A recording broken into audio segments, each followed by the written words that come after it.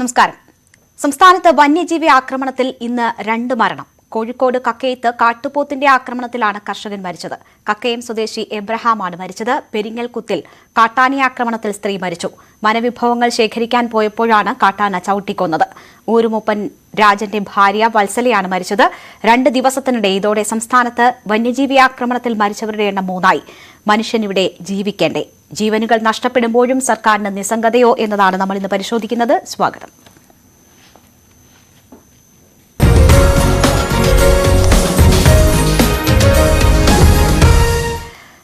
ചർച്ചയിൽ നമുക്കൊപ്പം ചേരുന്നത് ശ്രീ ജിതിൻ കോമത്ത്, ഡിവൈഎഫ്ഐ പ്രവർത്തകൻ, ഫാദർ ഫിലിപ്പ് കവിയിൽ, കത്തോലിക്ക കോൺഗ്രസ് പ്രതിനിധി, ശ്രീ സേനാപതി വേണു, കോൺഗ്രസിനെ പ്രതിനിധീകരിച്ച് ശ്രീ CR നീലകണ്ഠൻ, പരിസ്ഥിതി പ്രവർത്തകൻ എന്നിവരാണ്. ആദ്യം ശ്രീ സേനാപതി വേണു, ഇന്നും 2 ജീവനുകൾ അപഹരിക്കപ്പെട്ടിരിക്കുകയാണ്. ഒന്ന് കാട്ടുപോത്തിന്റെ ആക്രമണത്തിൽ, മറ്റൊന്ന് കാട്ടാന ആക്രമണത്തിൽ. അവിടെയും നമ്മൾ സമാനമായ നിലയിൽ വലിയ രീതിയിലുള്ള പ്രതിഷേധങ്ങൾ കണ്ടു. ഇനി എത്ര ജീവനുകൾ ഇതുപോലെ പൊലിയണം? എന്താണ് ഇതിനൊരു പരിഹാരം? രേണുക, അതുതന്നെയാണ് നമ്മളെ എല്ലാം ആശങ്കപ്പെടുത്തുന്നതും ഉത്കണ്ഠപ്പെടുത്തുന്നതും. ഞാനിപ്പോൾ ഇടുക്കിയിൽ നിന്ന് സംസാരിക്കുമ്പോൾ ഇടുക്കി നേരിമംഗലത്തിനടുത്ത് കാഞ്ഞിരവേലിയിൽ ഇന്നലെ മിനിഞ്ഞാന്ന് രാമകൃഷ്ണന്റെ ഭാര്യ ഇന്ദിരയെ കാട്ടാന ചവിട്ടിക്കൊന്നു. ഇന്നിപ്പോൾ കക്കയത്ത് അത് കാട്ടുപോത്തായി. പെരിങ്ങൽകൂത്തിൽ വന്നു കഴിഞ്ഞപ്പോഴേക്കും വീണ്ടും കാട്ടാനയുടെ ആക്രമണം. ഇവിടെ ഇപ്പോൾ ആമുഖമായി ഞാൻ പറയാൻ ആഗ്രഹിക്കുന്ന ഒരു ഭരണകൂടത്തിന്റെ വലിയ നിഷ്ക്രിയത്വം. ആ നിഷ്ക്രിയത്വം എന്ന് നമ്മൾ പറയുമ്പോൾ ഞാൻ ഈ ചർച്ചയിൽ ആവശ്യപ്പെടുന്ന ഒരു കാര്യം, അതിനകത്ത് രാഷ്ട്രീയമില്ല. കേരളത്തിലെ ഗവൺമെന്റ് അടിയന്തരമായി ചെയ്യേണ്ടത് ഈ വനം വകുപ്പ് മന്ത്രിയെ നീക്കം ചെയ്യണം. അത് മറ്റൊന്നും കൊണ്ടല്ല, അദ്ദേഹത്തിന്റെ രാഷ്ട്രീയമെന്തോ ഇല്ലെങ്കിൽ എന്നുള്ളതല്ല. ഒരു മന്ത്രി എന്ന നിലയിൽ അദ്ദേഹത്തിന്റെ പ്രവർത്തനം ഒട്ടും ജനങ്ങൾക്ക് സ്വീകാര്യമായ ഒരു നടപടിയല്ല. ഞാൻ രേണുക ഒരു ഉദാഹരണം അങ്ങയുടെ മുമ്പിൽ ചൂണ്ടിക്കാണിക്കാൻ ആഗ്രഹിക്കുക. ചിന്നക്കനാലിൽ നിന്ന് പിടിച്ച അരിക്കൊമ്പനെ മേധകാനം എന്ന് പറയുന്ന വനത്തിലാണ് കൊണ്ടുവിട്ടത്, കുമളിക്കപ്പുറത്ത് തേക്കടി വനത്തിൽ. ഇത് ഒരാഴ്ച കഴിഞ്ഞപ്പോഴത്തേക്കും കമ്പത്ത് ഇറങ്ങി വന്നു. കമ്പത്ത് ഇത് വലിയ പ്രശ്നമുണ്ടാക്കി, ആളുകൾക്ക് വലിയ ബുദ്ധിമുട്ടായി. അവിടെ ഒരു മോട്ടോർ ബൈക്ക് യാത്രക്കാരൻ ഈ അരിക്കൊമ്പന്റെ ആക്രമണത്തിലല്ല, പോയ വഴിക്ക് അരിക്കൊമ്പനെ കണ്ട് ഭയന്ന് വീണ് മരിച്ചതാണ്. നിങ്ങൾ അറിയേണ്ടത് 6 മണിക്കൂറിനുള്ളിൽ തമിഴ്നാടിന്റെ വനം വകുപ്പ് മന്ത്രി മതിവേന്ദ്രൻ എന്നാണ് അദ്ദേഹത്തിന്റെ പേര്. അദ്ദേഹം മദ്രാസിൽ നിന്ന് 6 മണിക്കൂറിനകം കമ്പത്തെത്തുകയും ആ കമ്പത്തെത്തി അവിടുത്തെ ജനക്കൂട്ടത്തോട് നിന്നുകൊണ്ട് നിങ്ങൾക്ക് കവലപ്പെട വേണം, ഭയപ്പെടണ്ട, ഗവൺമെന്റ് ഉണ്ട് എന്ന് പറഞ്ഞ് വനം വകുപ്പ് ഉദ്യോഗസ്ഥർക്ക് അവരുടെ മൊറയിൽ വർദ്ധിപ്പിച്ചുകൊണ്ട് ആളുകളെ സമാധാനിപ്പിച്ചുകൊണ്ട് അടുത്ത ഒരു 4-5 മണിക്കൂറിലെ 10 മണിക്കൂറിനുള്ളിൽ ഈ അരിക്കൊമ്പനെ അവിടെ നിന്ന് ട്രാൻസ്ലൊക്കേറ്റ് ചെയ്യുന്ന കാഴ്ചയാണ് നമ്മൾ കണ്ടത്. ഒരു എത്ര പെട്ടെന്ന്. ശ്രീ സേനാപതി വേണു, ഞാൻ ഇടപെടുന്നതിൽ ക്ഷമിക്കുക. മന്ത്രി സ്ഥലത്തെത്താത്തതൊക്കെ വലിയ രീതിയിൽ പ്രതിഷേധത്തിന് പലയിടങ്ങളിലും കാരണമായി. ആ രീതിയിലൊക്കെ നമ്മൾ അത് ചർച്ച ചെയ്തതാണ്. പക്ഷെ ഇവിടെ പ്രശ്നം ഓരോ ദിവസവും ജീവനുകൾ നഷ്ടപ്പെടുന്നു എന്നതാണല്ലോ. ഇതിപ്പോൾ കഴിഞ്ഞ 2 ദിവസത്തിനിടയിൽ മാത്രം 3 പേരുടെ ജീവൻ അപഹരിക്കുന്ന വിധത്തിലേക്ക് ഈ പ്രശ്നം രൂക്ഷമായിരിക്കുന്നു.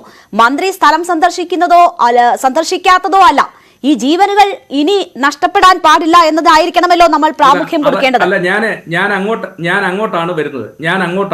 ഇനി നമുക്ക് ചർച്ചയിൽ ആവശ്യം പ്രതിരോധ നടപടികളാണ്, അല്ലെങ്കിൽ പ്രിക്കോഷണറി മെഷേഴ്സ് ആണ്. എന്താണ് പ്രതിരോധ നടപടികൾ എന്ന് ഞാൻ അങ്ങേ ഓർമ്മപ്പെടുത്താൻ ആഗ്രഹിക്കുന്നത്, ബഹുമാന്യായ കേന്ദ്ര വനം വകുപ്പ് മന്ത്രി വയനാട്ടിൽ സന്ദർശനം നടത്തിയിട്ട് പോയിട്ട് വളരെ ചുരുങ്ങിയ ദിവസങ്ങളേ ഉള്ളൂ. അദ്ദേഹം സംസ്ഥാന ഗവൺമെന്റിനോട് ചൂണ്ടിക്കാണിച്ച ചില കാര്യങ്ങളുണ്ട്. ഞാൻ ഒരു പ്രാക്ടീസിങ് അഭിഭാഷകനാണ്. ഈ വനം കേസുകൾ ധാരാളം കൈകാര്യം ചെയ്യുന്ന ഒരാളാണ്. അതുകൊണ്ട് എൻ്റെ ഒരു അനുഭവത്തിൽ നിന്ന് ഞാൻ പറയുന്നു, അല്ലെങ്കിൽ CRനും അറിയാം, ഇപ്പൊ എന്നോടൊപ്പം ചർച്ചയിൽ പങ്കെടുക്കുന്ന മറ്റാളുകൾക്കും ഒക്കെ അറിയാം. അതായത് വൈൽഡ് ലൈഫ് ആക്ടിന്റെ സെക്ഷൻ 11 അത് എത്ര സുവ്യക്തമായിട്ടാണ് രേണുക അതിൻ്റെ അകത്ത് പറയുന്നത്. അതിൻ്റെ അകത്ത് വേറെ ഒരു കാര്യമില്ലെന്ന്, അത് വളരെ കൃത്യമായിട്ടാണ്. അതായത് 11A പറയുന്നത്, 11(1)(11)A പറയുന്നത്, chief wild life warden may if he is satisfied that any wild life animal specified in schedule 1. ഈ ഷെഡ്യൂൾ 1-ൽപ്പെട്ട, അതാണ് അവിടെ മുതലാണല്ലോ തുടങ്ങുന്നത്. ഇനി ഏതെങ്കിലും ഒരു വൈൽഡ് ലൈഫ് മനുഷ്യന്റെ ജീവന് ഹാനികരമെന്ന് തോന്നിയാൽ അതിനെ നിർമ്മാർജ്ജനം ചെയ്യാൻ, ഇല്ലായ്മ ചെയ്യാൻ ഈ വൈൽഡ് ലൈഫ് നിയമത്തിന്റെ അകത്ത് പുസ്തകത്തിൽ വളരെ വ്യക്തമായിട്ട് എഴുതി വെച്ചിരിക്കുന്ന ഒരു കാര്യം, എന്തേ ഗവൺമെന്റ് ഇത് ഇംപ്ലിമെന്റ് ചെയ്യുന്നില്ല? ഇന്നല്ല, നമ്മുടെ നാട്ടിൽ ആനകളെ വെടിവെച്ച് കൊല്ലുന്ന സംഭവം, അങ്ങനെ ഒരു മൃഗത്തെയും വെടിവെച്ച് കൊല്ലുന്നത് ശരിയല്ല എന്ന് എനിക്കറിയാം. പക്ഷെ ഞാൻ സിആറും ഒക്കെ ഇവിടെ ഇരിക്കുന്നു. ഞാൻ ഓർമ്മപ്പെടുത്തുന്നു, ഞങ്ങളുടെ നാട്ടിൽ ഹൈറേഞ്ചിൽ വലിയ അക്രമകാരികളായ പഴയ കൊമ്പന്മാരുണ്ടായിരുന്നു. ഞാൻ ഒന്ന് രണ്ടെണ്ണത്തിന്റെ പേര് പറയാം. അതായത് ഏതാണ്ട് 10-70 വർഷങ്ങൾക്ക് മുമ്പ് രാജാക്കാട് പ്രദേശത്ത് ആളുകളെ പിന്തുടർന്നുകൊണ്ട് കൊന്നിരുന്ന രാജാക്കാട് മൂപ്പൻ പഴമക്കാർ പറഞ്ഞു കേട്ടിട്ടുണ്ട്. പൂപ്പാറയിലെ കൊമ്പൻ, വാളറയിലെ കോരുകൊമ്പൻ, നേരിമംഗലത്തെ ചെറിയ കൊമ്പൻ, മറയൂരിലെ പാണ്ടൻ കൊലകൊമ്പൻ, വട്ടവടയിലെ പടകൊമ്പൻ, ഇതൊക്കെ ഒരു കാലത്ത് മനുഷ്യനെ മാരകമായ രീതിയിൽ ഓടിച്ചിട്ട് കൊന്നുകൊണ്ടിരുന്ന, ഇതിനെല്ലാം വെടിവെച്ച് കൊന്നതാണ്. ഞാൻ പക്ഷേ എത്ര എണ്ണത്തിനെ ഇങ്ങനെ കൊല്ലും, ഏതൊക്കെ ജീവികളെ കൊല്ലും ശ്രീ സേനാപതി വേണു? അതൊരു പരിഹാരമാകുന്നത് എങ്ങനെയാണ്? ഇപ്പോൾ നേര്യമംഗലത്തേക്ക് പോകാൻ അനുമതി ചോദിച്ചവരോട് അങ്ങോട്ട് പോകരുത്, അവിടെ 16 ആനകൾ തമ്പടിച്ചിട്ടുണ്ട് എന്ന മറുപടിയാണ് പോലീസ് പറയുന്നത് എന്നാണ് നമുക്ക് അറിയാൻ കഴിയുന്നത്. അങ്ങനെയാണെങ്കിൽ 16 ആനകളെ കൊല്ലാൻ പറ്റുമോ? അല്ലെങ്കിൽ ഒരുമിച്ച് അത്രയും ജീവിയെ കൊന്നൊടുക്കുക എന്നതിനൊരു പരിഹാരമാണ്. 16 ആനകൾ ഒന്നും അക്രമകാരികളല്ല. ഇപ്പൊ നമുക്കറിയാം, ചിന്നക്കനാലിൽ ഒരു അരിക്കൊമ്പനെ മാറ്റിയതോടുകൂടി അവിടുത്തെ പ്രശ്നങ്ങളുടെ 90% പരിഹരിക്കപ്പെട്ടു. കൊല്ലണമെന്നല്ല ഞാൻ പറഞ്ഞത്, കൊന്നിട്ടുണ്ട് മുമ്പ്.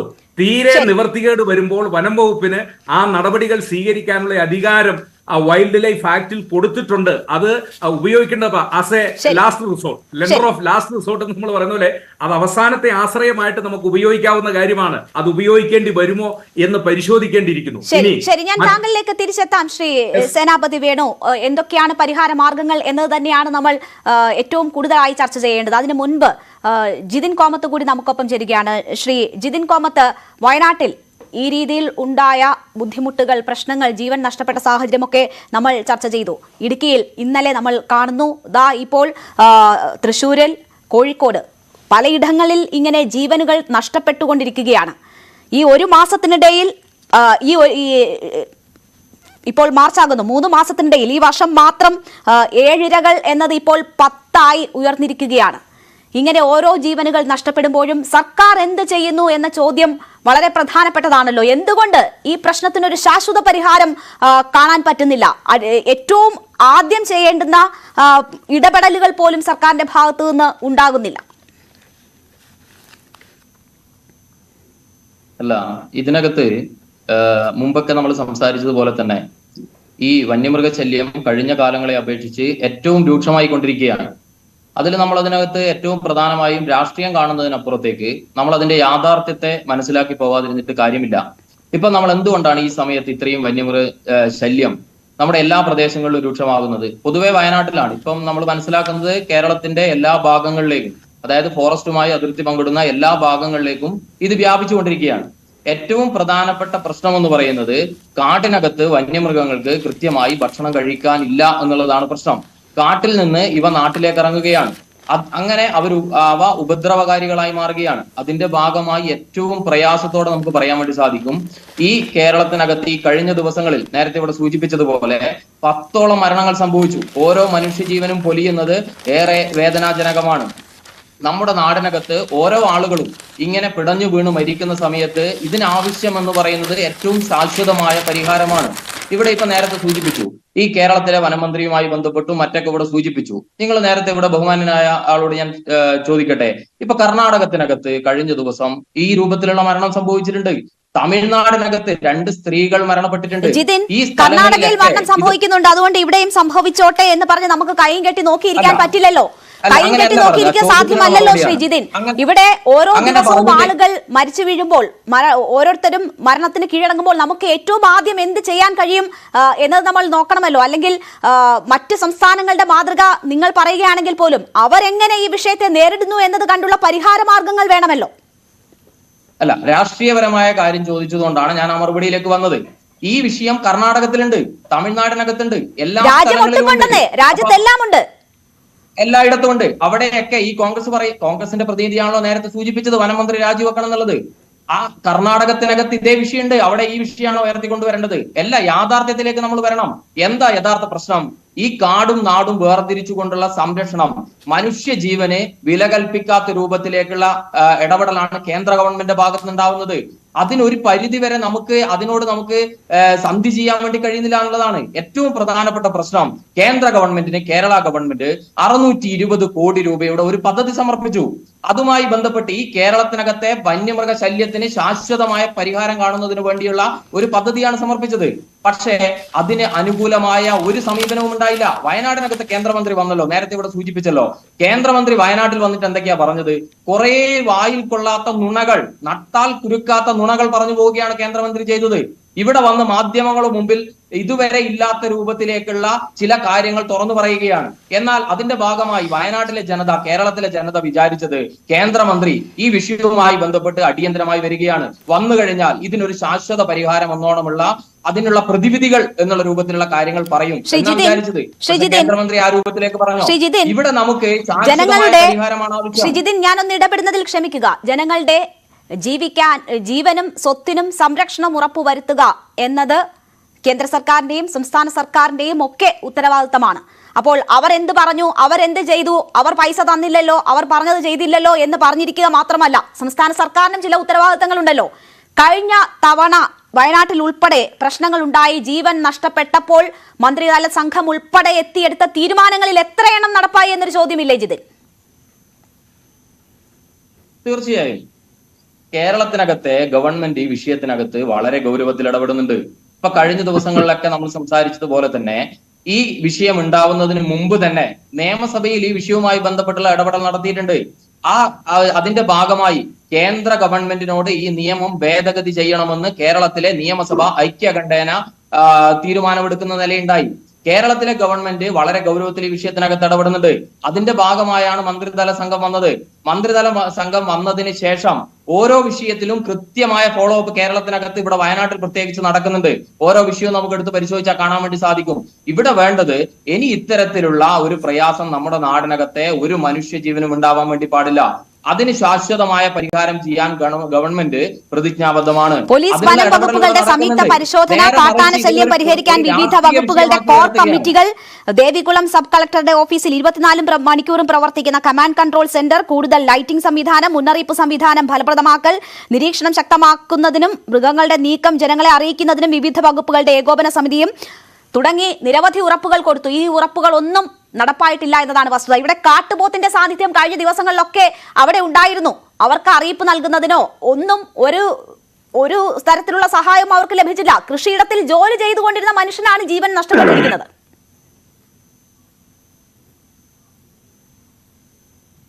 അതെ അതെ അതെ ഇതിൽ ഏറ്റവും പ്രധാനപ്പെട്ട പ്രശ്നം എന്ന് പറയുന്നത് ഈ നാടിനകത്ത് ഇത്തരത്തിലുള്ള അപകടങ്ങൾ ഇനി ഇല്ലാതിരിക്കുക എന്നുള്ളതാണ്.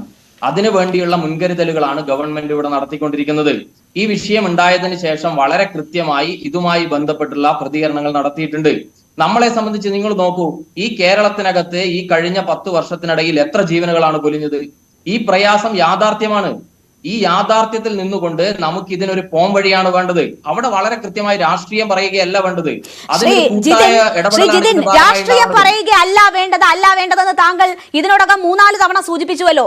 നോക്കൂ, പോസ്റ്റ്മോർട്ടം ചെയ്യാൻ ഒരു ബോഡി എടുത്തു കൊണ്ടുപോകുന്ന ഉത്തരവാദിത്തം പോലും പോലീസിന് ഒരു ജീവൻ സംരക്ഷിക്കുന്ന കാര്യത്തിൽ ഇവിടെ ഇല്ല. അവിടെ പ്രതിഷേധങ്ങൾ ഉണ്ടാവുക സ്വാഭാവികമല്ലേ? അല്ല, അതിലേക്ക് എങ്ങനെ എത്തിയത്? അതിലേക്ക് എങ്ങനെയാണ് വരുന്നത്? വയനാട്ടിലുണ്ടായ വിഷയവും ഇതുപോലെ തന്നെ ഇടുക്കിയിലുണ്ടായ വിഷയവും നമ്മൾ എടുത്തു നോക്കി പരിശോധിച്ചു കഴിഞ്ഞാൽ നമുക്ക് കാണാൻ വേണ്ടി സാധിക്കും. അതിൽ കൃത്യമായ രാഷ്ട്രീയം കലർന്നിട്ടുണ്ട്. അതില്ലെന്ന് എങ്ങനെ പറയാൻ വേണ്ടി സാധിക്കും? അവിടെ ബോധപൂർവം പോലീസിനെ ആക്രമിക്കാൻ വേണ്ടി ശ്രമിക്കുകയാണ്. അതുപോലെ തന്നെ ബോഡി കുടുംബത്തിന്റെ ഉൾപ്പെടെ എതിർപ്പിനെ മറികടന്നുകൊണ്ട് തട്ടിയെടുത്തു കൊണ്ടുപോവുകയാണ്. അത് കണ്ട് വെറുതെ ഇരിക്കാൻ വേണ്ടി സാധിക്കുമോ? രാഷ്ട്രീയം തന്നെയാണ്. ആ സ്ത്രീയുടെ ഭർത്താവ് പറഞ്ഞിട്ടുണ്ട് അദ്ദേഹത്തിന്റെ അനുമതി ആ പ്രതിഷേധത്തിന് ഉണ്ടായിരുന്നു എന്ന്. ഒരു ജീവൻ നഷ്ടപ്പെടുന്ന ഒരു വിഷയം വരുമ്പോൾ ഒരു വൈകാരികമായ പ്രതിഷേധം നാളെ ഞങ്ങൾക്കും സംഭവിക്കാം എന്ന ഒരു തോന്നലിൽ നിന്ന് നാട്ടുകാർ ഉൾപ്പെടെയുള്ളവർ ഒരു പ്രതിഷേധം, അങ്ങനെ പ്രതിഷേധ രംഗത്തേക്ക് വന്നാൽ അതിനെങ്ങനെയാണ് നമുക്ക് തെറ്റ് കാണിക്കാൻ പറയുക? അതിനെങ്ങനെയാണ് രാഷ്ട്രീയം എന്ന് പറഞ്ഞ് നമുക്ക് ആക്ഷേപിക്കാൻ കഴിയുക? അല്ല, പ്രതിഷേധം എല്ലാ കാലത്തും ഉണ്ടായിട്ടുണ്ട്. ഇപ്പൊ ഞാൻ തിരുനെല്ലിയിലാണ്. തിരുനെല്ലി എന്ന് പറയുന്ന പ്രദേശത്ത് ഈ വന്യമൃഗശല്യം കേരളത്തിൽ ഏറ്റവും കൂടുതലുള്ള പ്രദേശമാണ്. എണ്ണിയാൽ ഒടുങ്ങാത്ത പ്രതിഷേധങ്ങൾക്ക് നേതൃത്വം കൊടുത്തിട്ടുള്ള സ്ഥലം. സ്ഥിരമായി ഇത്തരത്തിലുള്ള വിഷയങ്ങൾ ഉണ്ടാവുന്നുണ്ട്. പല ഭാഗത്തും ഇത്തരത്തിലുള്ള കാര്യങ്ങൾ ഉണ്ടാവുന്നുണ്ട്. അവിടെ ഉണ്ടായത് എന്താ? അവിടെ കോൺഗ്രസിന്റെ നേതാക്കന്മാർ പോയി ബലമായി മോർച്ചറിയിൽ അല്ലെങ്കിൽ ബോഡി പോസ്റ്റ്മോർട്ടം ചെയ്യുന്നതിന് മുമ്പ് വലിച്ചിറക്കി കൊണ്ടുവരികയാണ്. ഒരു മൃതദേഹത്തോട് ഇതിലധികം എന്ത് അനാദരവാണ് എനിക്ക് കാണിക്കാനുള്ളത്? അവിടെ കൃത്യമായി രാഷ്ട്രീയമല്ലേ കളിച്ചത്? അവിടെ ജനങ്ങൾക്കൊപ്പമാണ് ഉണ്ടാവേണ്ടത്. അവിടെ വലിയ രീതിയിലുള്ള പ്രതിഷേധം അരങ്ങേറുമ്പോൾ മാത്രമാണ് ഏതെങ്കിലും തരത്തിലുള്ള ഉറപ്പോ അല്ലെങ്കിൽ കൃത്യമായ നഷ്ടപരിഹാരമോ പോലും ആളുകൾക്ക് ലഭിക്കുന്നത്. ആ ഒരു സാഹചര്യത്തിലാണല്ലോ അവർ ആ വിഷയത്തിൽ ഇടപെടുന്നത്. അവിടെ പോലീസ് അവരുമായി ഉന്തും തള്ളും ഉണ്ടാക്കി അവരുമായി മത്സരിച്ച് മൃതദേഹം എടുത്തുകൊണ്ട് പോയി പോസ്റ്റ്മോർട്ടം ചെയ്യാനാണ് പോലീസ് ശ്രമിക്കുന്നത്. അതിൽ അവരുമായി ആർക്കാണ് ബലം എന്നതിന്റെ ശക്തി പ്രകടനമാണ് അവിടെ കാണുന്നത്. അതാണ് വേണ്ടത്. അങ്ങനെയാണോ ഇടപെടൽ വേണ്ടത്? ഒരാളുടെ ജീവൻ രക്ഷിക്കാനല്ലേ ആ ഇടപെടൽ ഉണ്ടാകേണ്ടത്? അല്ല, അങ്ങനെയാണോ കാണേണ്ടത്? തുടർച്ചയായി ഇതൊന്നാമത്തെ സംഭവമാണോ? ഇതിനു മുമ്പ് ഇത്തരത്തിലുള്ള പ്രതിഷേധങ്ങൾ നാടിനകത്ത് നടന്നിട്ടുണ്ട്. ഇത്തരത്തിലുള്ള വിഷയങ്ങൾ നാടിനകത്ത് നടന്നിട്ടുണ്ട്. പുൽപ്പള്ളിയിൽ ഇതേ രൂപത്തിലുള്ള ഒരു വിഷയം ഉണ്ടായി. അങ്ങനെ ഉണ്ടായ സമയത്ത് അതിനെ കൃത്യമായി തള്ളി പറയുന്ന നില ഉണ്ടായില്ലേ ആ വീട്ടിലെ കുടുംബം ഉൾപ്പെടെയുള്ള ആളുകൾ? ഇത് രണ്ടാമത് വീണ്ടും ഇതേ രൂപത്തിലുള്ള സംഭവം തുടങ്ങുകയാണ്. ഒരു മൃതദേഹം എടുത്തുകൊണ്ടുവന്ന് നടത്തേണ്ട പ്രതിഷേധം ആണോ ഇത്?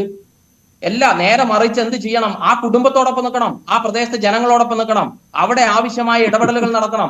നേരെ മറിച്ച് അതിനെ പൂർണ്ണമായും രാഷ്ട്രീയവൽക്കരിക്കുകയാണ്. അതിനോട് 100% യോജിക്കാൻ വേണ്ടി കഴിയില്ല. ശരി, ഞാൻ സിആറിലേക്ക് വരുന്നതിന് മുൻപ് ശ്രീ സേനാപതി വേണു, അത്തരം ഒരു രാഷ്ട്രീയ ഇടപെടൽ അല്ലെങ്കിൽ ഒരു തെരഞ്ഞെടുപ്പിന്റെ ഒക്കെ കാലം വരികയാണ്. അപ്പോൾ ജനങ്ങൾ അനുഭവിക്കുന്ന ഈ ദുരിതത്തിൽ നിന്ന് ഒരു രാഷ്ട്രീയ നേട്ടം ഉണ്ടാക്കാം എന്ന ഒരു ചിന്ത നിങ്ങൾക്കുണ്ടോ?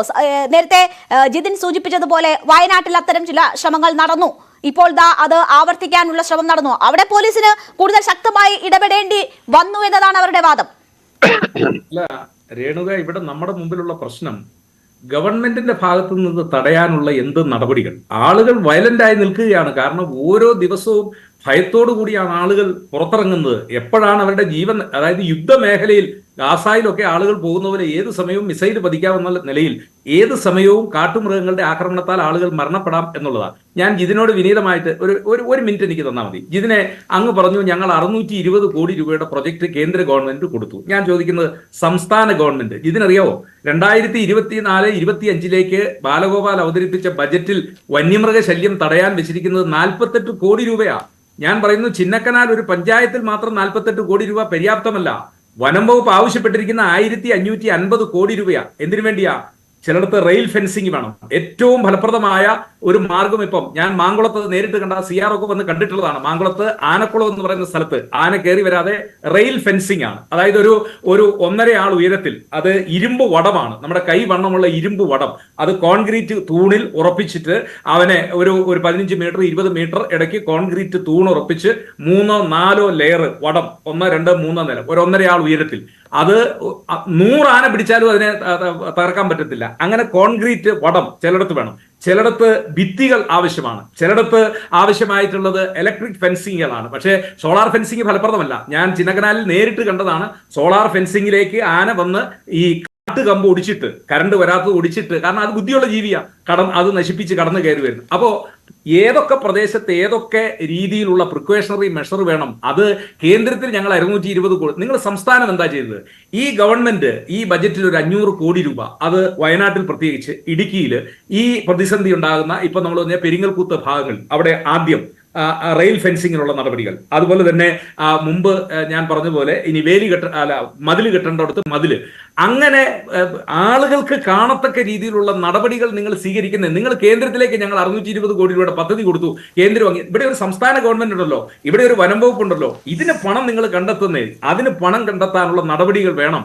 നമ്മൾ ഇനി 57,000 കോടിയുടെ കിഫ്ബിയിൽ നിന്ന് വായ്പ എടുത്തു എന്നൊന്നും പറഞ്ഞിട്ട് കാര്യമില്ല. ഇവിടെ മനുഷ്യന് ജീവിക്കണമെങ്കിൽ ഒരു 10,000-1500-2000 കോടി രൂപ അത് കണ്ടെത്തണം. അത് കണ്ടെത്തി വനത്തിന് ചുറ്റും, ഇപ്പൊ ഇന്ത്യ പാക് അതിർത്തിയിൽ 4,500 കിലോമീറ്റർ കഴിഞ്ഞ കൊല്ലം എന്താ പറഞ്ഞ ബോർഡറിൽ മുള്ളുവേലി, അത് 2 ലെയർ മുള്ളുവേലി തീരുമാനിച്ചിരിക്കുന്നത്. ഇപ്പൊ കേരളത്തിലെ മൊത്തം വനത്തിന്റെ അളവ് എന്ന് പറയുന്നത് 11,521 ചതുരശ്ര കിലോമീറ്റർ ആണ്. അത് 1954 9,846 ആയിരുന്നു. ഇപ്പൊ 2024 ആയപ്പോഴേക്കും 11,521. ഈ 11,521 കിലോമീറ്ററിലും ആന പുറത്തോട്ടിറങ്ങുന്ന പ്രദേശമില്ല. അത് ചില പ്രദേശങ്ങൾ, ഇപ്പൊ മൂന്നാർ ദേവികുളം മൂന്നാർ DFOയ്ക്ക് കീഴിൽ വരുന്ന പ്രദേശങ്ങൾ. ഇപ്പൊ ഇവിടെ സൂചിപ്പിച്ച എന്റെ സ്നേഹിതൻ ശ്രീ ജിതിന്റെ നാട്ടില്, വയനാട്ടിലെ എല്ലാ പ്രദേശങ്ങളിലും ഇല്ല.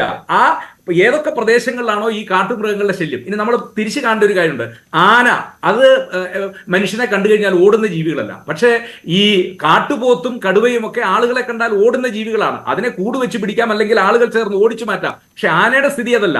ആന ഇറങ്ങി ആളുകളെ കൊല്ലുന്ന സ്ഥിതിവിശേഷമാണ് ഉണ്ടാകുന്നത്. അപ്പോൾ ആന കാട്ടിൽ നിന്ന് ഇറങ്ങാതിരിക്കാനുള്ള നടപടികൾ എന്താണ്? അതിന് തീറ്റയും വെള്ളവും എത്തിക്കുന്നതിനുള്ള നടപടികൾ, അത് എന്ത് നടപടിയാണ് സ്വീകരിച്ചിട്ടുള്ളത്? ഈ കാര്യങ്ങളൊന്നും ചെയ്യാതെ ഇവിടെ ഒരു എന്താ പറയുക, കേന്ദ്രത്തിലേക്ക് ഞങ്ങൾ 620 കോടി രൂപയുടെ പദ്ധതി കൊടുത്തു, കേന്ദ്രം അത് അംഗീകരിക്കുന്നില്ല എന്ന് നിങ്ങളുടെ എന്ത് ചെയ്തു? ഞങ്ങളൊരു 350 കോടിയുടെ, ഇല്ലെങ്കിൽ ഞങ്ങളൊരു 500 കോടിയുടെ, ഞങ്ങൾ 1000 കോടിയുടെ പദ്ധതി കേരളത്തിൽ നടപ്പിലാക്കി. എന്നിട്ട് ഞങ്ങൾ കേന്ദ്രത്തെ സമീപിക്കുന്നു, കേന്ദ്രത്തിന്റെ സഹായം വേണം. ഇത് പറയുന്നില്ലല്ലോ. അപ്പൊ ഇവിടെ ഞാൻ പറഞ്ഞത് അടിയന്തരമായി എടുക്കേണ്ടുന്ന എന്ത് നടപടികൾ എടുത്തു എന്നതാണ് ചോദ്യം.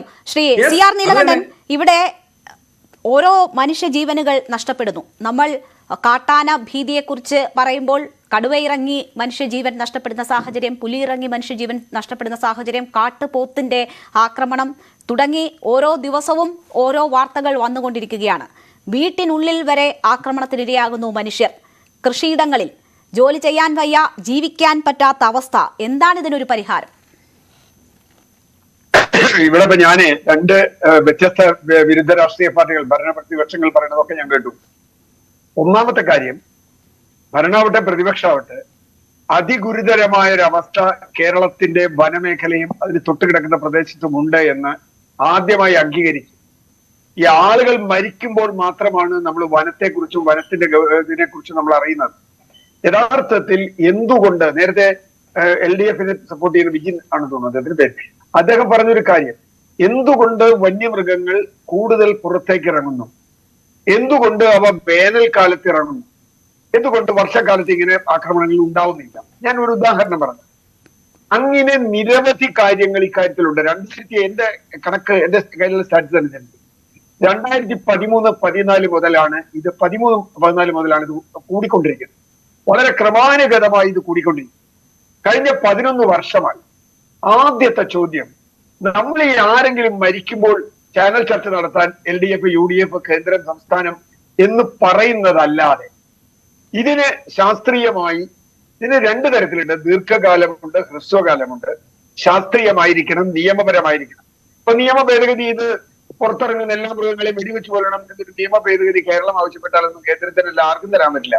കാരണം ഇന്ന് അന്താരാഷ്ട്ര തലത്തിൽ അങ്ങനെ ഒരു അവസ്ഥയില്ല. നിങ്ങൾക്ക് എല്ലാ മൃഗങ്ങളെ വെടിവെച്ച് കൊല്ലണമെന്നോ പുറത്തിറങ്ങണം അതൊന്നും പറയാൻ പറ്റില്ല. ഏതിനെ വെടിവെച്ച് കൊല്ലണം, ഏതിനെ വെടിവെച്ച് കൊല്ലണ്ട, ഏതൊക്കെ ചെയ്യാൻ പറ്റും, ഏതിനെ മയക്ക് വെടിവെക്കണം എന്നുള്ളതിനൊക്കെ കണക്ക് നമ്മുടെ കയ്യിലുണ്ട്. അതിനൊക്കെ കൃത്യമായ നിബന്ധനകളുണ്ട്. പ്രശ്നം അവിടെ ഒന്നുമല്ല. പ്രശ്നം നേരത്തെ പറഞ്ഞ ഒരു നിസ്സംഗതയുണ്ട്. പ്രത്യേകിച്ചും സർക്കാർ, ഞാനിപ്പോ സർക്കാർ എന്ന് പറയുമ്പോൾ ഇപ്പോഴത്തെ സർക്കാർ മാത്രം നിസ്സംഗമാണെന്നൊന്നും അഭിപ്രായം എനിക്കില്ല. അതിൽ ഇനി രാഷ്ട്രീയം കാണരുത് എന്ന് ഞാൻ ആദ്യമായി പറയുകയാണ്. സർക്കാരുകളുടെ ഒരു നിസ്സംഗത ഇക്കാര്യത്തിലുണ്ട്. ഈ പ്രശ്നം ഉണ്ടാകുമ്പോൾ നമ്മുടെ നാട്ടിൽ കോവിഡ് വന്നു. നമ്മൾ എത്ര ഗൗരവത്തോടു കൂടിയാണ് കോവിഡ് എന്നൊരു പ്രതിസന്ധിക്ക്, അത് അത്രയും വേണമായിരുന്നോ വേണ്ടായിരുന്നോ ഒക്കെ നമുക്ക് തർക്കിക്കാം. പക്ഷെ എത്ര ഗൗരവത്തോടു കൂടിയാണ് നമ്മൾ നേരിട്ടത്. അത്തരം ഒരു ഗൗരവം ഈ വിഷയത്തിന് കേരളത്തിലെ ഭരണകൂടം എന്ന് പറയുമ്പോൾ അതിൽ പ്രതിപക്ഷമൊക്കെ, ഞാൻ ആരെയും കുറയ്ക്കണമെന്നില്ല, ഭരണകൂടങ്ങൾ മാറി മാറി വന്നവർ എപ്പോഴെങ്കിലും ശ്രദ്ധിച്ചിട്ടുണ്ടോ? എന്താണ് ഇതിന്റെ ശാസ്ത്രീയമായ വശം എന്ന് പഠിച്ചിട്ടുണ്ടോ? ഇപ്പോഴും നമ്മൾ പറയുന്നത്, ചിലർ പറയുന്ന അവിടെ ആനയുടെ എണ്ണം കൂടി, കടുവയുടെ എണ്ണം കൂടി, പന്നിയുടെ എണ്ണം കൂടി ഉണ്ടാവാം, ഞാൻ ഇല്ലെന്ന് പറയുന്നില്ല. പക്ഷെ അതിനേക്കാൾ പ്രധാനം, ഇപ്പൊ മുഖ്യമന്ത്രിയുടെ നേതൃത്വത്തിൽ 24 പരിപാടി വെച്ചു. ആ പരിപാടി മുഴുവൻ ഞാൻ വായിച്ചു. അതിൽ ഹ്രസ്വകാല പദ്ധതി എന്ന നിലയ്ക്ക് പലതിനോടും എനിക്ക് വളരെ യോജിപ്പാണ്.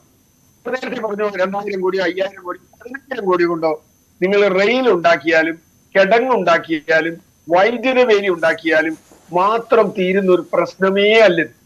അവിടെയാണ് ഇതിലെ കാര്യം. അത് നമ്മൾ ആദ്യം അറിയണം.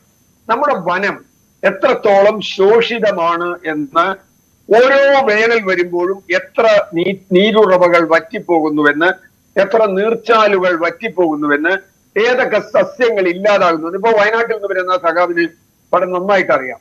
നമ്മുടെ വയനാടൻ വനങ്ങൾ, വയനാട്ടിൽ പല സ്ഥലങ്ങളിലും ഉണ്ട്, വനങ്ങളിൽ അക്കേഷ്യയും യൂക്കാലിയും പോലെ, അതുപോലെ അധിനിവേശ സസ്യങ്ങളടക്കം അവിടെ ആകെ പടർന്നു പിടിച്ചിരിക്കുക. ഒരു ജന്തുവിന് അത് തിന്നാൻ പറ്റില്ല, ഒരാനയ്ക്കോ തിന്നാൻ പറ്റില്ല, അവർക്ക് തിന്നാൻ പറ്റുന്ന ഒരു സാധനമില്ല.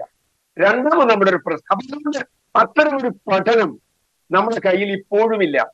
നമ്മൾ അങ്ങനെ കുറെ അങ്ങോട്ട് പറയും, അവിടെ കൂടിയെന്ന് പറയും, ഇവിടെ കൂടിയെന്ന് പറയും, LDFന്റെ കാലത്ത് കൂടുതലാണ് വന്നതെന്ന് പറയും, അല്ലെങ്കിൽ UDFന്റെ കാലത്താണ് വന്നതെന്ന് പറയും, കേന്ദ്ര സർക്കാർ. ഇതൊന്നും അല്ല വിഷയം. 620 കോടി രൂപയുടെ പദ്ധതി കിട്ടിയാൽ തീരുമോ? ഞാൻ ആ പദ്ധതി മുഴുവൻ വായിച്ചു. ആ പദ്ധതിയൊക്കെ വളരെ ഹ്രസ്വകാലത്തിൽ പോലും തെങ്ങിന് ഞാൻ തോന്നുന്നില്ല. കാരണം ഇപ്പൊ നിങ്ങൾ ആനയുടെ വരാനുള്ള ഒരു വഴി ഇറക്കിയിട്ട് ആനകൾക്ക് കുറച്ചു കാലം ഇടിക്കുന്നുള്ളൂ. കാരണം ഇപ്പൊ അങ്ങനെയാണ് പല ആനച്ചെടികളും നമ്മൾ അടച്ചപ്പോ ആന വേറെ വഴിക്ക് വന്നുകൊണ്ടിരിക്കുക. കാരണം ആനകൾ നിരന്തരം സഞ്ചരിക്കുന്ന ഒരു ജീവിയാണ്. അതുകൊണ്ട് ആനയെ നേരിടുന്ന രീതിയല്ല കടുവയ്ക്ക്, അതല്ല കുരങ്ങിന്, അതല്ല മയിലിന്, അതല്ല പന്നിക്ക്, അതല്ല കാട്ടുപന്നി. ഇതിനൊക്കെ വളരെ വ്യത്യസ്തമായ രീതിയിൽ അതിന്റെ ജൈവ വൈവിധ്യം കണക്കാക്കി ചെയ്യണം. ഞാനിപ്പോ ഒരു വേറൊരു ഉദാഹരണം പറഞ്ഞാൽ, നമ്മുടെ നാട്ടിൽ ഏതെങ്കിലും തരത്തിൽ ഞാൻ ഈ സർവേ പഠനങ്ങൾ നടത്തിയിട്ടുണ്ടോ എന്ന് വെച്ചാൽ പഠനങ്ങൾ നടത്തിയിട്ടില്ല എന്ന് മാത്രമല്ല, ഇപ്പോഴും ഈ ഇത്തരം അധിനിവേശ സസ്യങ്ങൾ കൂടിക്കൊണ്ടിരിക്കുന്നു. രണ്ടാമത്തെ വിഷയം കേരളത്തിലെ എസ്റ്റേറ്റുകളാണ്. ഒരു കാലത്ത് നല്ലോണം പ്രവർത്തിച്ചിരുന്ന ആളുകൾ താമസമുള്ള എസ്റ്റേറ്റുകൾ, ആളുകൾ പോയി റബ്ബർ വെട്ടുന്നതോ അല്ലെങ്കിൽ കൊളുന്തു തുള്ളുന്നതോ അല്ലെങ്കിൽ കാപ്പി കുരുവെടുക്കുന്നതോ ഒക്കെയുള്ള എസ്റ്റേറ്റുകൾ ഉണ്ടായിരുന്നു. ഇന്ന് എസ്റ്റേറ്റുകളിൽ ഒരു 70% അതിൽ കൂടുതലുണ്ടെങ്കിലേ ഉള്ളൂ ഇത് ഡിഫങ്ക്റ്റ് ആണ്, ഒന്നുമില്ല. ഇത് വനത്തിനടുത്താണ്. എന്താ സംഭവിച്ചത്? ഈ എസ്റ്റേറ്റുകളിൽ ആൾതാമസവും ആളില്ലാതെ വന്നപ്പോ കാട്ടിൽ നിന്ന് മൃഗങ്ങൾ എസ്റ്റേറ്റിലിറങ്ങി ഭക്ഷണം തിന്നാൻ കിട്ടാൻ അവിടെ. അപ്പൊ പിന്നെന്താ, തൊട്ടടുത്ത സ്ഥലത്ത് വെള്ളം കിട്ടുന്ന സ്ഥലത്ത് ഭക്ഷണം കിട്ടുന്ന സ്ഥലത്ത് ഇറങ്ങും. പന്നിയുടെ കാര്യം വേറെയാണ്, പന്നിയുടെ ഒരു വിഷയം വേറെയാണ്, ആനയുടെ വിഷയം വേറെയാണ്. അങ്ങനെ തന്നെ അനലൈസ് ചെയ്ത് അടിയന്തരമായി. പക്ഷെ അതിനൊക്കെ ഒക്കെ പ്രധാനം ഞാൻ പറയുന്നത് ഗവൺമെന്റ് ഇൻസെൻസിറ്റീവ് ആണെന്ന് ആളുകൾക്ക് തോന്നാത്ത തരത്തിൽ ഗവൺമെന്റ് ഇടപെടണം. അത് രാഷ്ട്രീയം, കക്ഷി രാഷ്ട്രീയം ചർച്ച ചെയ്തിട്ട് കാര്യമില്ല. ഏത് രാഷ്ട്രീയം, പിന്നെ രാഷ്ട്രീയ മുതലെടുപ്പ് എടുക്കുന്നതിന് അത് സ്വാഭാവികമായും നമ്മുടെ നാട്ടിൽ തെരഞ്ഞെടുപ്പ് വരുമ്പോൾ അങ്ങോട്ടും ഒക്കെ പറയും. അതിലൊന്നും എനിക്ക് താല്പര്യമില്ല. കാരണം ഈ തെരഞ്ഞെടുപ്പ് കഴിഞ്ഞാലും ആനാണ്. തീർച്ചയായും പ്രതിപക്ഷ പാർട്ടികൾ ആ നിലയിലുള്ള ഇടപെടലല്ല ഈ അവസരത്തിൽ നടത്തേണ്ടത് എന്ന ഒരു കാര്യം കൂടിയുണ്ട്. ഞാൻ മറ്റ് അതിഥികളിലേക്ക് എത്താം ചെറിയൊരു ഇടവേളയ്ക്ക് ശേഷം.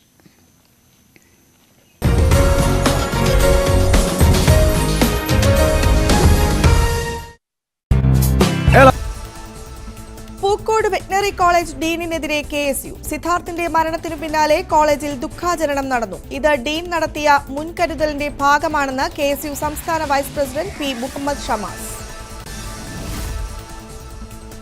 അടിമാലി കാട്ടാന ആക്രമണത്തിൽ പ്രതിഷേധം തുടരുന്നു. അറസ്റ്റിലായ മാത്യു കുഴൽനാടനും മുഹമ്മദ് ഷിയാസിനും ജാമ്യം.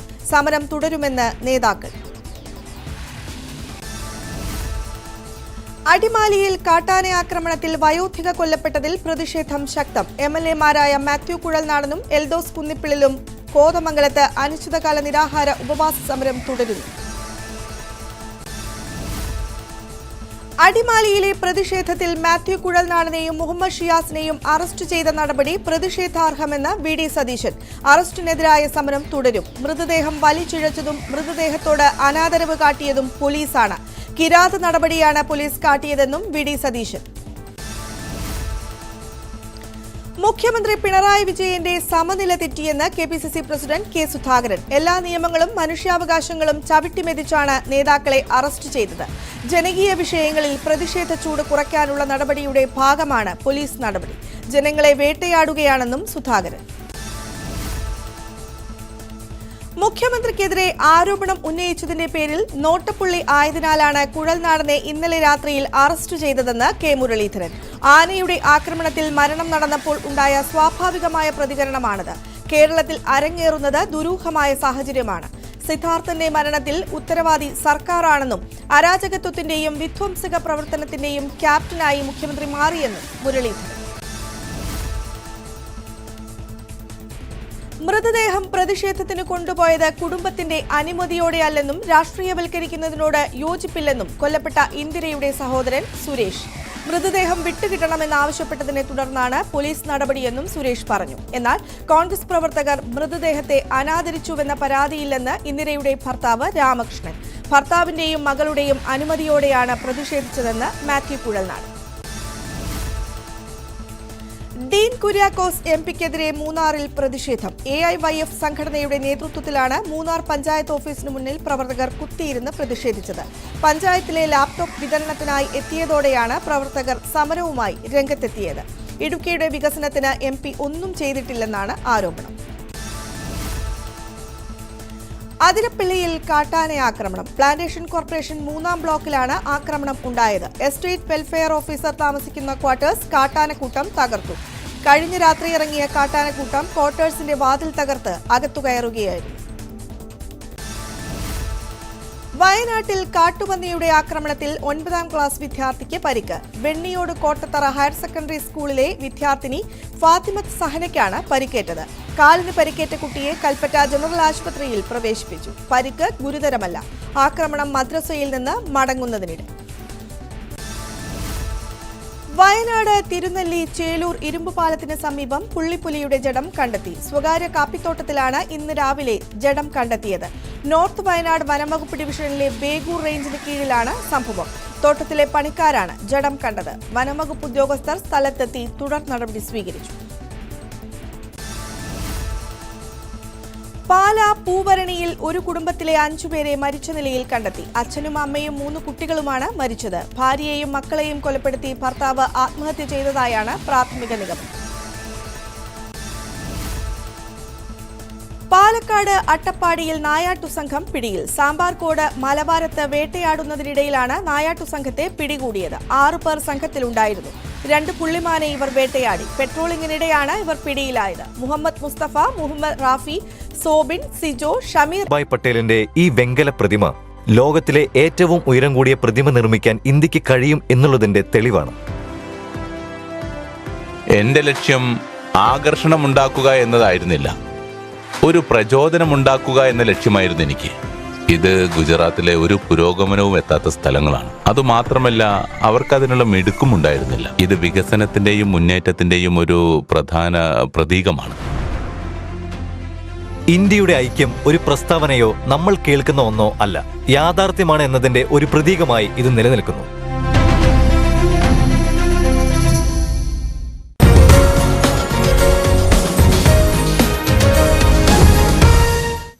വീണ്ടും ചർച്ചയിലേക്ക്. ശ്രീ ജിതിൻ, മലയോര മേഖലയിൽ ഒന്നൊഴിയാതെ എല്ലായിടത്തും പ്രശ്നങ്ങൾ റിപ്പോർട്ട് ചെയ്യപ്പെട്ടുകൊണ്ടിരിക്കുകയാണ്. ആക്രമണങ്ങൾ ഉണ്ടാകുന്നു, ജീവൻ നഷ്ടപ്പെട്ടുകൊണ്ടിരിക്കുന്നു. ജീവിതമാർഗവും ജീവനും അപകടത്തിലായ നിലയിൽ വിറങ്ങലിച്ചു നിൽക്കുകയാണ് മലയോര ജനത. ഈ സാഹചര്യത്തിൽ നേരത്തെ സൂചിപ്പിച്ചതുപോലെ ദീർഘകാല പദ്ധതികൾ, ശാശ്വത പരിഹാരത്തിന് വേണ്ടിയുള്ള പദ്ധതികൾ ആവിഷ്കരിച്ച് നടപ്പാക്കുക, ഏറ്റവും അടിയന്തരമായി ചെയ്യേണ്ട കാര്യങ്ങൾ അടിയന്തരമായി ചെയ്യുക എന്നതാണ് സർക്കാർ ചെയ്യേണ്ടത്. അതിന് പ്രതിപക്ഷത്തെ കൂടി ഒപ്പം നിർത്തിയുള്ള പ്രവർത്തനങ്ങൾ നടത്തുക എന്നതാണ്. അവിടെ പ്രതിഷേധ രംഗത്തുള്ളവരെ അടിച്ചമർത്താനും രാഷ്ട്രീയ നേട്ടം ആരെങ്കിലും എടുക്കുമോ എന്നത് ഭയപ്പെട്ട് അവരെ അറസ്റ്റ് ചെയ്ത് അത്തരത്തിലുള്ള പ്രതിഷേധങ്ങളെ പോലും അടിച്ചമർത്താനുള്ള രീതിയിൽ ഈ പ്രശ്നം നേരിട്ടാൽ വലിയ തിരിച്ചടികൾ ഉണ്ടാകില്ലേ? അല്ല, അതില് ഞാൻ ആദ്യം സൂചിപ്പിക്കുന്നത്, ഇതൊന്ന് പറഞ്ഞു പൂർത്തീകരിക്കാനുള്ള സമയം തരണം. ഞാൻ നേരത്തെ പറഞ്ഞു തുടങ്ങിയതിന് ശേഷം 5-6 തവണ ഇടപെട്ടു. ഒന്ന് പറഞ്ഞു പൂർത്തീകരിക്കാനുള്ള സമയം തരണം. ആദ്യം ഏറ്റവും പ്രധാനപ്പെട്ട കാര്യം, നേരത്തെ ഇവിടെ കോൺഗ്രസിന്റെ പ്രതിനിധി ഇവിടെ സൂചിപ്പിച്ചു, സർക്കാർ ഗൗരവത്തിൽ ഇടപെടുന്നില്ല. സംസ്ഥാന സർക്കാരിനെതിരെയാണ് എല്ലാം പറഞ്ഞുകൊണ്ടിരിക്കുന്നത്. ഇവിടെ കേന്ദ്ര ഗവൺമെന്റിന്റെയും കൂടെ ഇടപെടൽ ആവശ്യമുള്ളതാണ്. വനം എന്ന് പറയുന്നത് കൺകറന്റ് ലിസ്റ്റിനകത്താണ് വരുന്നത്. ഈ കൺകറന്റ് ലിസ്റ്റിൽ വരുന്ന വനം പരിസ്ഥിതിയുമായി ബന്ധപ്പെട്ടുള്ള വിഷയത്തിനകത്ത് കേന്ദ്ര ഗവൺമെന്റിന്റെ അകത്തുണ്ടാവുന്ന പോരായ്മകൾ ഇവിടെ തുറന്നു പറയാൻ കോൺഗ്രസ് തയ്യാറാവുന്നുണ്ടോ? ഇല്ല എന്നുള്ളതാണ് ഉത്തരം. ഏതെങ്കിലും ഒരു പ്രതിഷേധത്തിനകത്ത്, ഏതെങ്കിലും ഒരു സമരത്തിനകത്ത് കോൺഗ്രസ് കേന്ദ്ര മന്ത്രി ഉൾപ്പെടെ വയനാടിനകത്ത് വന്നല്ലോ, എവിടെയെങ്കിലും പ്രതിഷേധിച്ചോ? കാര്യമായ രൂപത്തിലേക്കുള്ള ഒരു പ്രതിഷേധം നമ്മൾ കണ്ടോ? ഇല്ല എന്നുള്ളതാണ് ഉത്തരം. രണ്ടാമത്തെ കാര്യം, ഇപ്പം ഈ വിഷയം എവിടെയാണ് ഉന്നയിക്കേണ്ടത്? പാർലമെന്റിനകത്താണ്. പാർലമെന്റിനകത്ത് ഈ മണ്ഡലത്തിൽ, ഞാൻ ഉൾപ്പെടെ ചെയ്യുന്ന വയനാട് പാർലമെന്റ് മണ്ഡലത്തിലാണ് ഏറ്റവും പ്രയാസമുള്ള ഒരു സ്ഥലം. ഈ മണ്ഡലത്തെ പ്രതിനിധാനം ചെയ്യുന്നത് സാക്ഷാൽ രാഹുൽ ഗാന്ധിയാണ്. കഴിഞ്ഞ തെരഞ്ഞെടുപ്പിന്റെ സമയത്ത് രാഹുൽ ഗാന്ധി പ്രസംഗിച്ചത്, എന്റെ ഏറ്റവും പ്രധാനപ്പെട്ട ഉത്തരവാദിത്വം ഈ വിഷയത്തിനകത്ത് ഇടപെടുക എന്നുള്ളതല്ല, ഒരു പരിഹാരം കാണുക എന്നുള്ളതാണ്. വന്യമൃഗ ശല്യത്തിന് പരിഹാരം കാണുക എന്നുള്ളതാണ് എന്റെ ഏറ്റവും പ്രധാനപ്പെട്ട ഉത്തരവാദിത്വം എന്ന് പറഞ്ഞുപോയ രാഹുൽ ഗാന്ധി പാർലമെന്റിനകത്ത് ഒരു തവണ പോലും ഈ വിഷയം ഉന്നയിക്കാൻ വേണ്ടി തയ്യാറായിട്ടില്ല. ഒരു ചോദ്യം പോലും ചോദിച്ചിട്ടില്ല. നമ്മൾ ആ യാഥാർത്ഥ്യം മനസ്സിലാക്കണം. അതിനകത്ത് വയനാടുമായി ബന്ധപ്പെട്ടുള്ള വിഷയം, കേരളത്തിനകത്തെ വന്യമൃഗശല്യവുമായി ബന്ധപ്പെട്ടുള്ള വിഷയം, ഈ വിഷയത്തിനകത്ത് കേരളത്തിൽ നിന്നുള്ള ഏതെങ്കിലും ഒരു MP പാർലമെന്റിനകത്ത് ഇടപെട്ടിട്ടുണ്ടോ? ഇല്ല. ആ യാഥാർത്ഥ്യം നാം തിരിച്ചറിയണം. പിന്നെ രണ്ടാമത് പറഞ്ഞ ഈ ഫണ്ടുമായി ബന്ധപ്പെട്ടുള്ള കാര്യം കൂടെ സൂചിപ്പിച്ചു. കേന്ദ്ര ഗവൺമെന്റിന്റെ പരിധിയേക്കാൾ അപ്പുറത്ത് കേന്ദ്രത്തിനാണ് ഈ വിഷയത്തിനകത്ത് ചെയ്യാൻ വേണ്ടി ഇപ്പൊ കഴിഞ്ഞ ദിവസം ഉണ്ടായവരിലൊക്കെ കർണാടകത്തിൽ നിന്ന് ഉൾപ്പെടെയുള്ള വന്യമൃഗങ്ങൾ കേരളത്തിനകത്തേക്ക് വലിയ രൂപത്തിലേക്ക് വരികയാണ്. അതുമായി ബന്ധപ്പെട്ടുള്ള പ്രയാസമാണ് അതിർത്തി ജില്ല എന്നുള്ള രൂപത്തിൽ നമ്മൾ ഉൾപ്പെടെ അനുഭവിച്ചുകൊണ്ടിരിക്കുന്നത്. പൂർണ്ണമായും കാടിനകത്ത് ഇവർക്ക് ഭക്ഷിക്കാനുള്ള സാധനങ്ങളില്ല. അത് ആഹാരം കഴിക്കാൻ വേണ്ടി കഴിയാത്ത സാഹചര്യത്തിലേക്ക് വരികയാണ്. നേരത്തെ ഇവിടെ സൂചിപ്പിച്ചു, കാടിനകത്ത് ഇപ്പോഴും നമ്മളെ ഏതോ കാലത്ത് നമ്മൾ പിഴുതെറിയേണ്ടതായിരുന്നു ഈ കാട്ടുകൊന്ന എന്ന് പറയുന്നത്. കാട്ടുകൊന്ന എന്നാണ് നമ്മൾ ഇവിടെ വയനാട്ടിനകത്ത് പറയാം. ഈ കാട്ടുകൊന്ന ഇപ്പോഴാണ് അതിന് പിഴുതെറിയാൻ വേണ്ടി തുടങ്ങിയത്.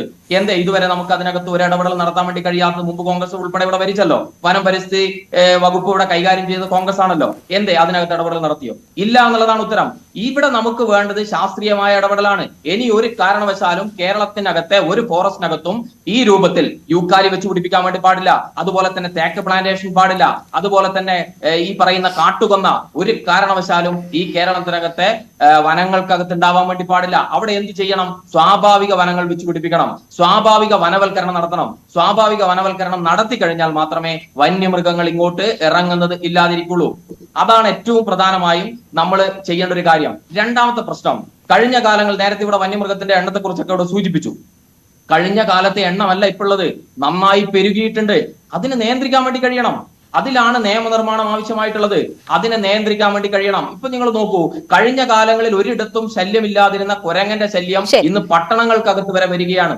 അതുപോലെ തന്നെ മറ്റോരോ വന്യമൃഗങ്ങളും ഇപ്പൊ വയനാടിനകത്ത് കരടി എന്ന് പറയുന്നത് കഴിഞ്ഞ കാലങ്ങളിൽ എല്ലാ നാട്ടുകൂടിയും പോകുന്ന ഒരു സ്ഥിതിയിലേക്ക് വന്നു.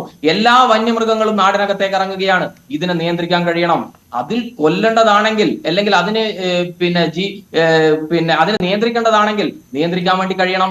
ആ രൂപത്തിലുള്ള ഇടപെടലാണ് ഏറ്റവും ആവശ്യമായി ഇവിടെ ഉള്ളത്. ശരി ശ്രീ ജിതിൻ, അതേ സമയം തന്നെ ഇലക്ട്രിക് ഫെൻസിംഗ് ആയാലും കിടങ്ങ് കുഴിക്കലായാലും ഏറ്റവും ആദ്യം ചെയ്യാൻ കഴിയുന്ന തരത്തിലുള്ള ഇപ്പോൾ മതിൽ നിർമ്മാണം ഉൾപ്പെടെയുള്ള കാര്യങ്ങൾ എന്തൊക്കെയാണ്? ഏറ്റവും പ്രധാനമായും ജനവാസ മേഖലകളിലേക്ക് ഈ മൃഗങ്ങൾ എത്താതിരിക്കാൻ ചെയ്യേണ്ടത് തുടങ്ങിയ കാര്യങ്ങൾ ചെയ്യാം. നിരീക്ഷണം ശക്തമാക്കാം, ജനങ്ങൾക്ക് മുന്നറിയിപ്പ് കൊടുക്കാം. ഇതൊക്കെ സംസ്ഥാന സർക്കാരിന് ചെയ്യാൻ കഴിയുന്ന കാര്യങ്ങളാണല്ലോ. അതിലൊന്നും പോലും കൃത്യമായ ഇടപെടൽ ഉണ്ടാകുന്നില്ല എന്നൊരു സാഹചര്യം കൂടി ഇവിടെ ഉണ്ടല്ലോ. ശ്രീ സേനാപതി വേണു, ഇവിടെ ഇപ്പോൾ ഞങ്ങൾ ദേശീയ പാർട്ടി എന്ന തരത്തിൽ നിങ്ങൾ എപ്പോഴും സംസാരിക്കും. ഈ വർഗീയതയെ ചെറുക്കാൻ, ഭരണഘടനയെ സംരക്ഷിക്കാനൊക്കെ കൂടുതൽ ഉത്തരവാദിത്വം ഞങ്ങൾക്കാണെന്ന് പറയും. ഇവിടെ ഇപ്പോൾ വലിയൊരു ജനകീയ വിഷയം, പ്രശ്നം ഉദിച്ചിരിക്കുകയാണ്. മറ്റ് സംസ്ഥാനങ്ങളിൽ എങ്ങനെ ഈ പ്രശ്നങ്ങൾ നേരിടുന്നു? ഏതെങ്കിലും ഫലപ്രദമായ മാർഗങ്ങൾ ഉണ്ടോ? അല്ലെങ്കിൽ എന്താണ് മാർഗം? അത് പഠിച്ച് ഇന്ന കാര്യങ്ങൾ ചെയ്യൂ എന്ന ഒരു ആവശ്യം സർക്കാരിന് മുന്നിൽ നിങ്ങൾക്ക് വെക്കാം. ഈ നിരത്തിലിറങ്ങി സമരം ചെയ്യുക, മൃതദേഹവുമായി പ്രതിഷേധിക്കുക, അവിടെ ഏതെങ്കിലും തരത്തിൽ രാഷ്ട്രീയ നേട്ടം ഉണ്ടാക്കാൻ പറ്റുമോ എന്ന് പരിശോധിക്കുന്നതിനപ്പുറം നിങ്ങൾക്കും ഉത്തരവാദിത്തത്തോടെ ചെയ്യാൻ കഴിയുന്ന മറ്റു പല കാര്യങ്ങളുമില്ലേ? അല്ല, അതിനകത്ത് ഇപ്പോ കേന്ദ്രത്തിന് ഈ കാര്യത്തിലൊക്കെ ഇടപെടുന്നതിന് ഒരുപാട് പരിമിതികളുണ്ട്. കാരണം ഒരു ഫെഡറൽ സംവിധാനത്തിൽ വനം കൺകറന്റ് ലിസ്റ്റ് എന്നൊക്കെ പറയുന്നത് അതൊക്കെ ശരിയാണ്, അതൊക്കെ നമ്മൾ സാങ്കേതികമായിട്ട് പറയുന്നതാണ്. പക്ഷേ നമ്മുടെ സംസ്ഥാനത്ത് ഒരു വനം വകുപ്പും അതിൽ 10,000-ഓളം ജീവനക്കാരും വലിയ സംവിധാനങ്ങളുമായിട്ടുള്ള ഒന്നാണ്. ഈ CCF മുതൽ താഴോട്ടുള്ള ഉന്നത ഉദ്യോഗസ്ഥന്മാരുടെ എണ്ണം എടുത്തു കഴിഞ്ഞാൽ ഞെട്ടിപ്പിക്കുന്ന, അമ്പരപ്പിക്കുന്നതാണ് കണക്ക് അതിനായിട്ട് വന്നിരിക്കുന്നത്. അപ്പോൾ ഇവര് ഒക്കെ അല്ലേ ഇത് സംരക്ഷിക്കാനുള്ള നടപടികൾ സ്വീകരിക്കേണ്ടത്. ഇവിടെ CR പറഞ്ഞതിനെ നമുക്ക് ഒരു ക്രിയേറ്റീവായ ഒരു ചർച്ചയിലേക്ക് ഞാൻ രാഷ്ട്രീയം കലർത്താതെ തന്നെ പറയുന്നു. അടുത്ത ഒരു 5 വർഷക്കാലത്തേക്ക് ഗവൺമെന്റ്, അത് ഇനി വരുന്ന ഗവൺമെന്റും ആയിക്കൊള്ളട്ടെ, അത് അവർ എൻ്റെ ഫോളോ അപ്പ് നടത്തത്തക്ക രീതിയിൽ എന്ത് കാര്യങ്ങൾ ക്രിയാത്മകമായിട്ട് നമുക്ക് ചെയ്യാനായിട്ട് കഴിയും. അതിൽ ഒന്നാമത്തെ കാര്യം, ഇവിടെ CR-ഉം എൻ്റെ സ്നേഹിതൻ ശ്രീ ജിതിനും ഒക്കെ സൂചിപ്പിച്ചതുപോലെ വനത്തിൽ കാട്ടുമൃഗങ്ങൾക്ക് ആവശ്യമായ ഭക്ഷണം ലഭിക്കണം. ഞാൻ ഒരു വിരുദ്ധമായ അഭിപ്രായം പറയുകയാണെന്ന് വിചാരിക്കരുത്. നേരിമംഗലം വനത്തിനകത്തു നിന്നാണ് ഏറ്റവും കൂടുതൽ ഈറ്റ വെട്ടിക്കൊണ്ടുപോകുന്നത്. അത് വെല്ലൂർ ന്യൂസ് പ്രിന്റ് ഫാക്ടറിയിലേക്ക് മറ്റ് മേഖല ഒരു ബാംബു കോർപ്പറേഷൻ തന്നെ നമ്മുടെ നാട്ടിൽ പ്രവർത്തിക്കുന്നു. അപ്പോൾ ഇനിയിപ്പം നമ്മൾ ചോദിക്കും, ഈറ്റ വെട്ട നിരോധിക്കേണ്ടി വരുമോ? ചിലപ്പോൾ നിരോധിക്കേണ്ടി വരും. കാരണം കാട്ടാനയ്ക്ക് ഏറ്റവും സമൃദ്ധമായ കാട്ടിലെ ആഹാരം എന്ന് പറയുന്നത് ഈറ്റയാണ്. ആ ഈറ്റയുടെ വെട്ടലിന് ശേഷം ഇതിന്റെ അളവ് കുറയുന്നു എന്നുള്ളത് ഭയാനകമായൊരു ഇതാണ്. ഞാൻ ഡോക്ടർ രമേശ് എന്ന് പറയുന്ന ഒരാള് ഈ കാര്യത്തിൽ മാൻ ആനിമൽ കോൺഫ്ലിക്റ്റിന്റെ പഠനം നടത്താൻ ചിന്നക്കനാൽ വന്നു. അദ്ദേഹമായിട്ട് ദീർഘനേരം സംസാരിക്കാൻ എനിക്ക് അവസരം കിട്ടി. അദ്ദേഹം ചൂണ്ടിക്കാണിച്ച ഒരു കാര്യം, മറയൂർ മുതൽ ശാന്തൻപാറ വരെ ചിന്നക്കനാൽ പഞ്ചായത്ത് കടന്ന് മുഴുവൻ പ്രദേശങ്ങളിലും രേണുക മനസ്സിലാക്കേണ്ടത്, ഈ ഹിന്ദുസ്ഥാൻ ന്യൂസ് പ്രിന്റ് ഫാക്ടറിക്ക് വേണ്ടി ഈ റവന്യൂ ഭൂമി മുഴുവൻ പാട്ടത്തിന് കൊടുത്തിരിക്കുക. അവിടെ കൃഷി ചെയ്യുന്ന എന്താണെന്നറിയോ? യൂക്കാലിപ്സ് ആണ്. ഈ യൂക്കാലി കൃഷി ചെയ്ത് ഇത് വെട്ടിക്കൊണ്ടു പോകുന്നു, പിന്നെ ഇത് മുളയ്ക്കുന്നു. ഇതിന്റെ ഇല വീഴുന്ന പ്രദേശങ്ങളിൽ പിന്നെ ഒരു സ്വാഭാവിക പുല്ലും വളരുകയില്ല. ഈ സ്വാഭാവിക പുല്ലുകൾ ഇല്ലാതെ വന്നിരിക്കുമ്പോൾ അത് 1-2 ഏക്കറല്ല, ആയിരക്കണക്കിന് ഹെക്ടർ സ്ഥലമാണ് ഈ യൂക്കാലി കൃഷി.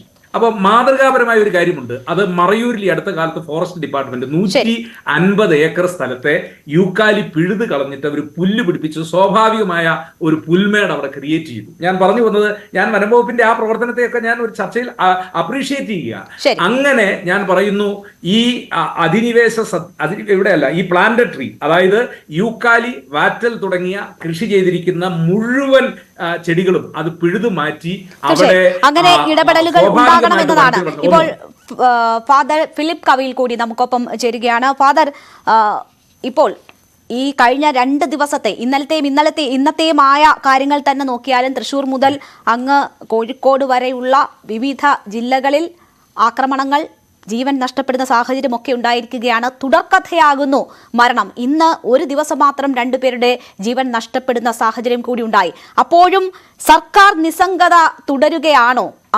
ഈ സാഹചര്യത്തിന്റെ ഗൗരവം ഉൾക്കൊണ്ടുകൊണ്ടുള്ളൊരു പ്രവർത്തനം സർക്കാരിന്റെ ഭാഗത്തു നിന്നും ഉണ്ടാകുന്നില്ലേ? ഇത് നമ്മൾ വളരെയേറെ ചർച്ച ചെയ്ത് കഴിഞ്ഞ കാര്യങ്ങളാണിത്. പക്ഷേ ഇന്നും മനുഷ്യജീവന് യാതൊരു വിലയും കൊടുക്കുന്നില്ല എന്നുള്ള ദുഃഖകരമായ സത്യം. കേരളത്തില് ഇന്ന് വനത്തിനോടടുത്ത മേഖലകളിൽ താമസിക്കുന്ന മനുഷ്യരുടെ ഭീതിയും ആകുലതയും വിഹ്വലതയും ഒന്നും ഇവിടുത്തെ രാഷ്ട്രീയക്കാർക്ക് മനസ്സിലാകുന്നില്ല, അല്ലെങ്കിൽ ഭരണാധികാരികൾക്ക് മനസ്സിലാകുന്നില്ല എന്നാണ് എനിക്ക് തോന്നുന്നത്. കാരണം എത്ര ലാഘവത്തോടെയാണ് അവർ കാണുന്നത്. ഇപ്പൊ മറ്റൊരു ചാനലിൽ ചർച്ച ഞാൻ നടത്തിയിട്ട് വന്നതാണ്. അവിടെ ഒരു രാഷ്ട്രീയക്കാരന്റെ പ്രതിനിധി ഇരുന്ന് പറയുന്നത് എന്തുമാത്രം ലജ്ജാവഹമാണെന്ന് ഞാൻ ഓർക്കുകയായിരുന്നു. സാധാരണ മനുഷ്യന് ഇവിടെ മരിച്ചു വീഴുകയാണ്. വന്യമൃഗങ്ങള് മനുഷ്യരെ കുത്തിക്കൊല്ലുമ്പോൾ അവിടെ മാർക്സിസ്റ്റുകാരനാണെന്നോ കോൺഗ്രസ്സുകാരനാണെന്നോ BJP ആണോ ഒന്നും നോക്കുന്നില്ല എന്ന് നമുക്കറിയാം. ഈ വന്യജീവികൾക്ക് വിശേഷ ബുദ്ധിയില്ല. എന്നാൽ വിശേഷ ബുദ്ധിയുള്ള മനുഷ്യര് നമ്മൾ അതനുസരിച്ച് വേണ്ട പ്രതിരോധ നടപടികൾ എടുക്കുകയാണ് വേണ്ടത്. അത് ഈ ഗവൺമെന്റ് ചെയ്യുന്നില്ല. ഒരു വന്യജീവി വകുപ്പ് ഇവിടെ ഉണ്ട്. ഇവരെന്തെടുത്തുകൊണ്ടിരിക്കുകയാണെന്ന് എനിക്ക് മനസ്സിലാകുന്നില്ല.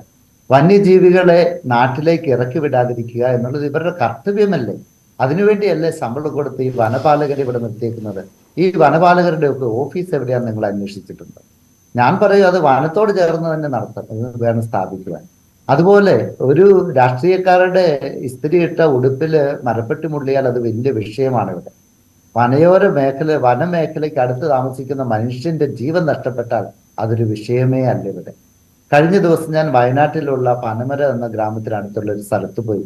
അവിടെ ചെന്നപ്പോൾ കത്തോലിക്ക കോൺഗ്രസിന്റെ രൂപത സെക്രട്ടറി സെബാസ്റ്റ്യൻ സാറിന്റെ വീട്ടിലാണ് പോയത്. അദ്ദേഹം എന്നെ കാണിച്ചു, അച്ഛാ കഴിഞ്ഞ ദിവസം ഈ താഴെക്കൂടെയാണ്, അവരുടെ തൊട്ടടുത്തുള്ള സ്ഥലത്തൂടെയാണ് ആ മോഴയാന് പോയതും ആ പോളെന്ന മനുഷ്യനെ ചവിട്ടിയരച്ച് കൊന്നതും.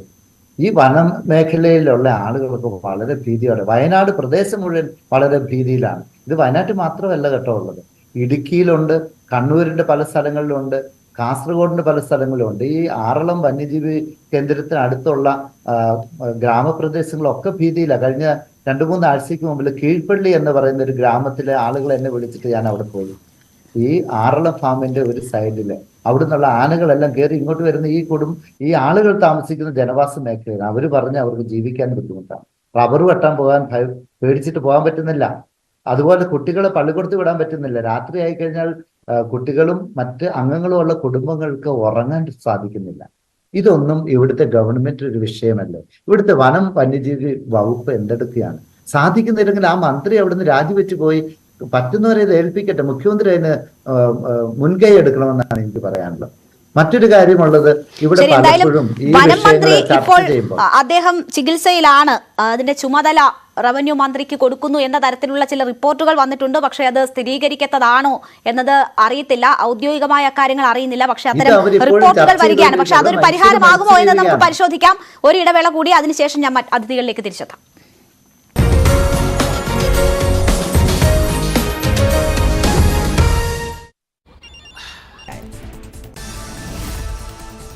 കേരള സാങ്കേതിക സർവകലാശാല വൈസ് ചാൻസലർ നിയമനത്തിൽ സംസ്ഥാന സർക്കാരിന് തിരിച്ചടി. മുൻ VC ഡോക്ടർ സിസ തോമസിനെതിരായ സർക്കാരിന്റെ ഹർജി സുപ്രീംകോടതി തള്ളി.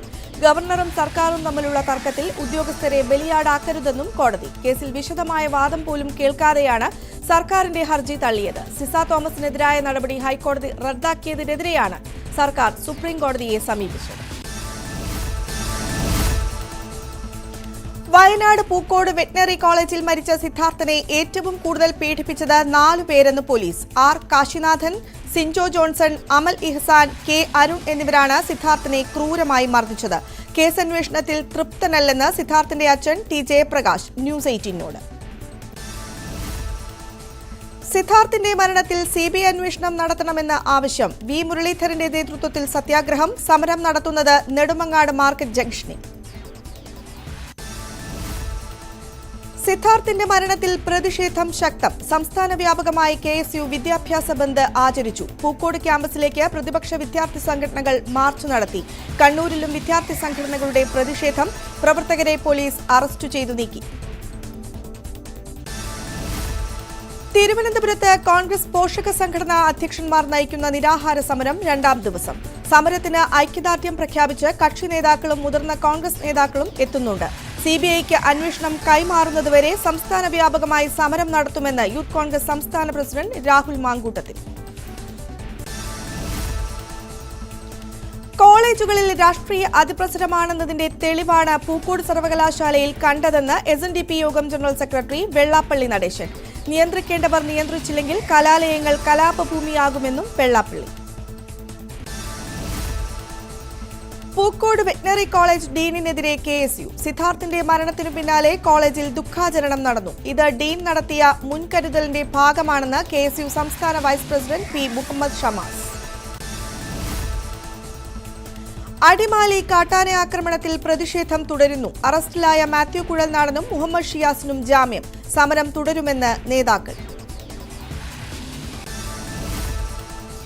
അടിമാലിയിൽ കാട്ടാന ആക്രമണത്തിൽ വയോധിക കൊല്ലപ്പെട്ടതിൽ പ്രതിഷേധം ശക്തം. MLA-മാരായ മാത്യു കുഴൽനാടനും എൽദോസ് കുന്നിപ്പിളിലും കോതമംഗലത്ത് അനിശ്ചിതകാല നിരാഹാര ഉപവാസ സമരം തുടരുന്നു.